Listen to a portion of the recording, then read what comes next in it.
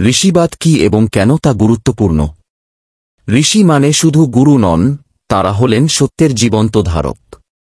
ঋষিবাদ মানে ঈশ্বরানুসন্ধান, আত্মদর্শন ও জ্ঞানভিত্তিক সমাজ গঠন। আজ আমরা জানব ঋষিবাদ কি, কেন প্রাচীন ভারতবর্ষে একজন ঋষি ছিলেন হাজারো মানুষের শ্রদ্ধার কেন্দ্রবিন্দু, আর কেনই বা আজ আমাদের সমাজে সেই ঋষিবাদ হারিয়ে গেছে, বদলে এসেছে শুধুই ধর্মানুষ্ঠান। ঋষির সংজ্ঞা। ঋষি শব্দটি এসেছে ঋ ধাতু থেকে, ঋষ থেকে, যার অর্থ দেখেছেন, উপলব্ধি করেছেন। ঋষি হলেন সেই ব্যক্তি যিনি অভিজ্ঞতার মাধ্যমে সত্যের উপলব্ধি করেছেন। তারা শাস্ত্রের পঠন বা কল্পনার মাধ্যমে নয়, সরাসরি অন্তর্জ্ঞান দিয়ে ঈশ্বরকে দেখেছেন। তাদের ধর্ম ছিল চিন্তা, প্রশ্ন, ধ্যান ও তপস্যার ধর্ম। সমাজকে আলো দিতে নিজের জীবনকে উৎসর্গ করার ধর্ম। ঋষিরা ছিলেন বিজ্ঞানী, দার্শনিক ও সমাজ সংস্কারক। ঋষি ভৃগু জ্যোতিষ ও অর্থনীতির জনক। ঋষি অত্রি চিকিৎসা ও প্রাণবিদ্যার গবেষক। ঋষি যাজ্ঞবল্ক্য বৃহদারণ্যক উপনিষদের মূল রচয়িতা, আত্মজ্ঞানের গুরু। ঋষি চ্যবন আয়ুর্বেদের প্রবক্তা, যার নামে চ্যবনপ্রাশ পরিচিত। ঋষি বাসিষ্ঠ রাজনীতি ও ধর্মশাসনের যুগান্তকারী চিন্তাবিদ। ঋষি নারদ সঙ্গীত, মনোবিজ্ঞান ও ভক্তির পূর্ণরূপ। এদের কেউই মূর্তির সামনে বসে ধূপ জ্বালিয়ে প্রার্থনা করতেন না।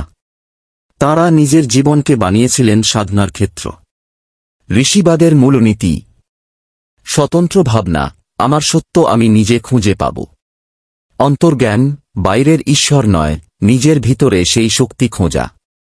জীবনযাপনী উপাসনা, যা করো তা মনোযোগ দিয়ে, সত্য নিয়ে। সাধনার উপর ভরসা, অলৌকিকতায় নয়, অনুশীলনে বিশ্বাস। ঋষি ও গুরু এক নয়। ঋষি ও সৎগুরু এক। গুরু মানে যিনি শিক্ষা দেন, কিন্তু ঋষি মানে যিনি নিজে উপলব্ধি করে সেই সত্যে আপনাকে অংশীদার করেন। গুরু হয়তো আপনাকে মন্ত্র শেখাবেন, কিন্তু ঋষি আপনাকে জানাবেন মন্ত্রে কি অনুভব আছে। তফাৎ উদাহরণে: একজন গুরু বলবেন, ওম নমঃ শিবায় জপ করো।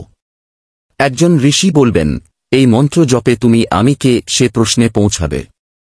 ভয়, কামনা ও অহংকার কিভাবে ফেলে দেবে সে পথে হাঁটবে। ঋষিবাদের সামাজিক প্রভাব। তাদের সমাজ ছিল আত্মনির্ভর, নৈতিকতাভিত্তিক ও সৃজনশীল। তারা রাজাদের উপদেষ্টা, কৃষকদের পরামর্শদাতা, শিশুদের শিক্ষক।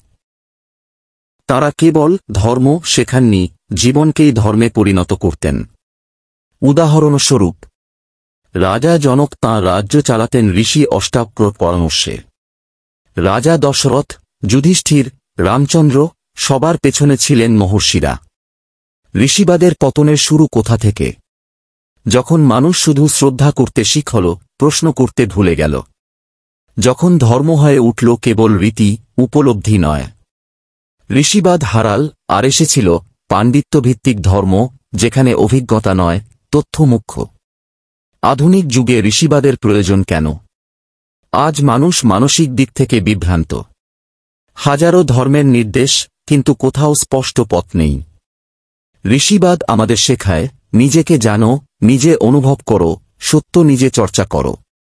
এই যুগে আমাদের দরকার ঋষি নয়, ঋষিসদৃশ চিন্তাবান, আত্মজ্ঞ মানুষ, যারা শুধু ধর্মের কথা বলেন না, তা বাঁচান।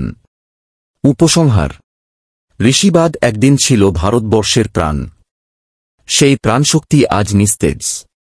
কিন্তু এখনো যদি আমরা সচেতন হই, তবে আমরা ফিরিয়ে আনতে পারি সেই দীপ্তি। ঈশ্বরকে অনুভব করার, সত্যকে বাঁচার ও জ্ঞানভিত্তিক সমাজ গঠনের যাত্রা আবার শুরু করতে পারি।